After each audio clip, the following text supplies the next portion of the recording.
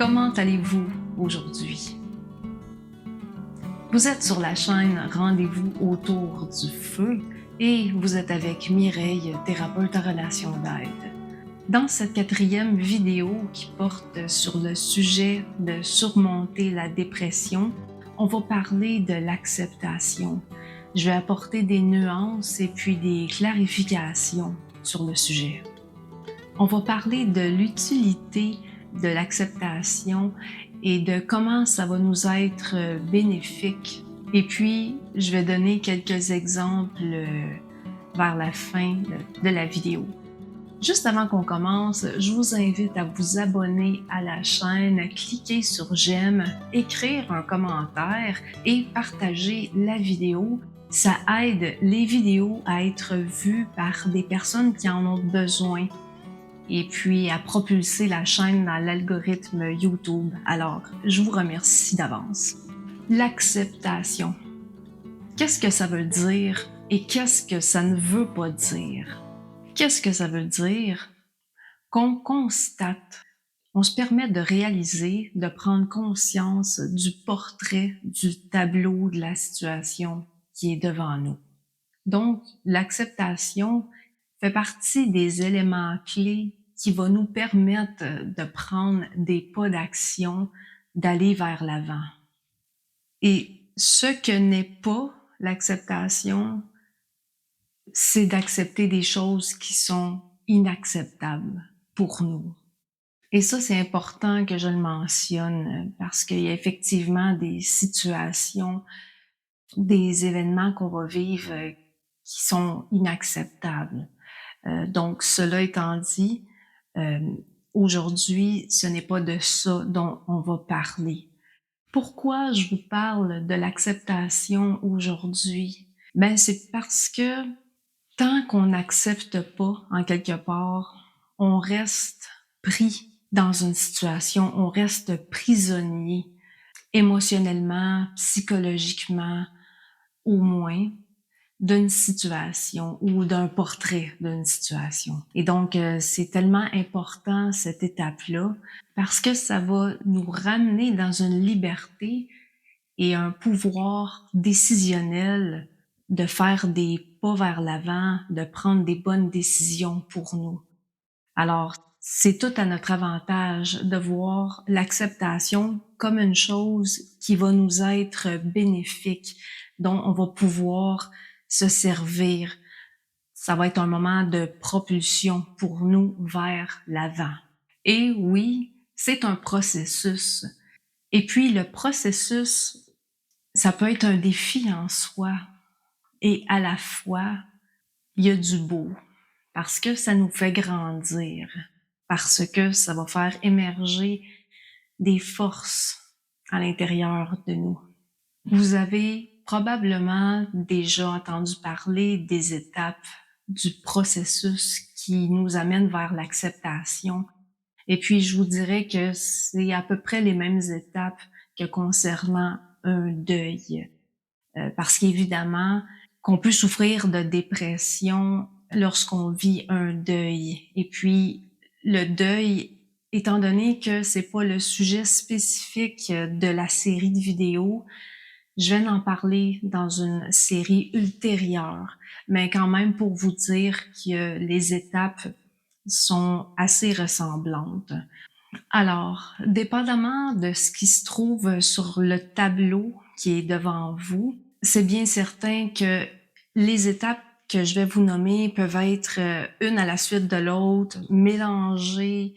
Une peut durer plus longtemps, une autre étape, moins longtemps. On peut revenir dans ces étapes-là. Donc, chacun peut vivre ça d'une façon unique. L'important, je crois, c'est de s'accueillir là-dedans, de comprendre ce qu'on est en train de vivre, de garder le focus sur le fait de retrouver une liberté, de pouvoir d'agir, de faire des pas vers l'avant et d'être participant à retrouver un bien-être dans sa vie. Je vais vous nommer les différentes étapes par lesquelles on peut passer avant d'arriver à l'acceptation. Et puis, si vous faites des recherches sur Internet, vous pourrez voir que ça varie un petit peu d'un livre à l'autre, d'un professionnel à l'autre, là. Donc, je vous en nomme 5 aujourd'hui. Il peut y avoir l'étape du déni ou du choc. Ensuite, il peut y avoir l'étape de la colère ou de la peur. Ensuite, la tristesse, dépression. L'étape du marchandage, c'est-à-dire une tentative de négociation pour trouver une porte de sortie en essayant d'éviter la réalité de la situation. Et puis enfin, l'acceptation. Je pourrais élaborer davantage sur chacune de ces étapes. Je le ferai pas dans cette vidéo-ci pour qu'on puisse vraiment garder le focus sur le thème de la vidéo. Probablement que je le ferai dans une série de vidéos ultérieures à celle-ci. Il y a des réels bénéfices à arriver à l'étape de l'acceptation. En fait, parce que ça va nous libérer d'une emprise ou d'un grappin qu'une situation pourrait continuer à avoir sur nous. Je vous mentionne ici que c'est possible qu'on puisse avoir de la difficulté à accepter que la situation est telle qu'elle est parce que on sent que c'est injuste. On peut sentir qu'on accepterait des injustices. Alors, c'est pour ça que je vous disais au début que ce n'est aucunement question d'accepter l'inacceptable. Ce qui est inacceptable est inacceptable. Donc ça, on peut se le rappeler parce que parfois, il y a une réaction qui peut monter en nous. Oui, mais si j'accepte le portrait de la situation, la réalité de la situation, ça veut dire que je dis oui à ça ou que je valide ça, mais pas du tout. Alors, c'est important de se le dire. Donc, ça nous amène dans une liberté. Ça fait ressurgir ou émerger des forces intérieures pour ensuite nous permettre de prendre des bonnes décisions pour nous et puis d'agir envers nous-mêmes dans une bienveillance et qui fait partie d'apprendre à mieux s'aimer soi-même. Vous allez m'entendre parler de s'aimer soi-même au cours des différentes vidéos. Ce n'est pas d'une façon égoïste ou égocentrique. S'aimer soi-même, c'est tellement important. Et mieux on s'aime, mieux on va être en mesure d'aimer les autres. Donc, quand on peut garder ça en tête, que ce qu'on investit en nous, ça va aussi être payant pour ceux qu'on aime autour de nous. On le réalise pas toujours à quel point on est une influence pour notre entourage. Alors, c'est de se donner et de donner au prochain, de donner au suivant. Je sais qu'il y a des choses difficiles qu'on peut vivre au cours de notre vie, des choses vraiment difficiles. Et aussi, on n'est pas appelé à d'être de simples spectateurs et de subir ce qui arrive.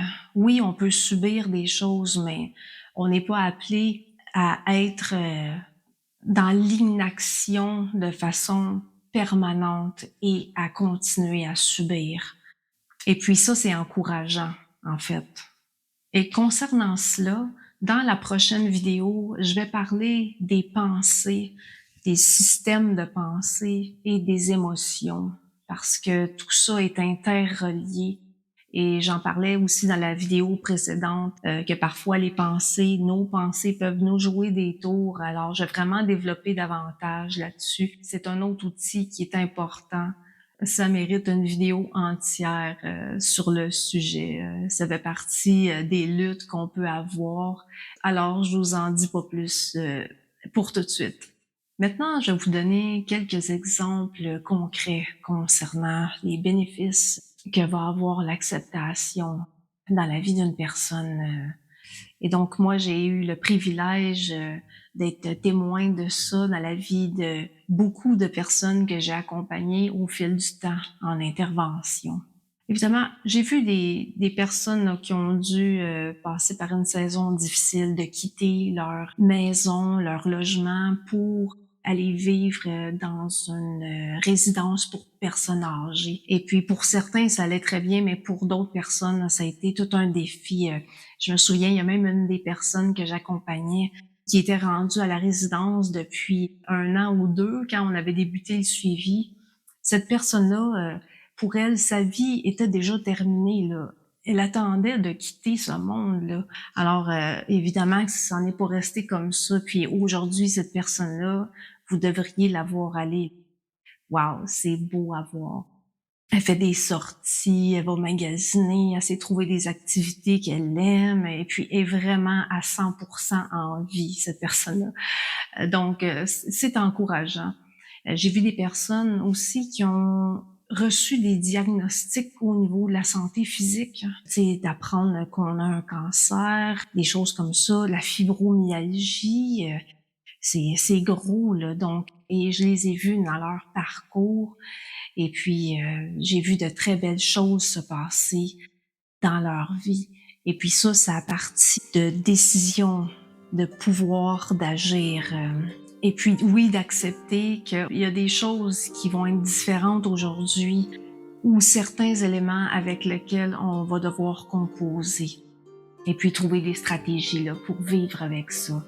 Il y a aussi des personnes qui ont reçu des diagnostics. Et puis là, quand je vous dis recevoir un diagnostic, c'est que ça résonnait aussi avec les symptômes que la personne vivait. Par exemple, un diagnostic de bipolarité, recevoir un diagnostic de trouble de personnalité limite. Et finalement, pour la personne, ça faisait du sens, là, mais même en faisant du sens, c'est toutes des choses qui sont difficiles lorsqu'on l'apprend et puis aussi qui demandent un processus pour arriver à l'acceptation, pour se dégager et puis commencer à faire des pas vers l'avant.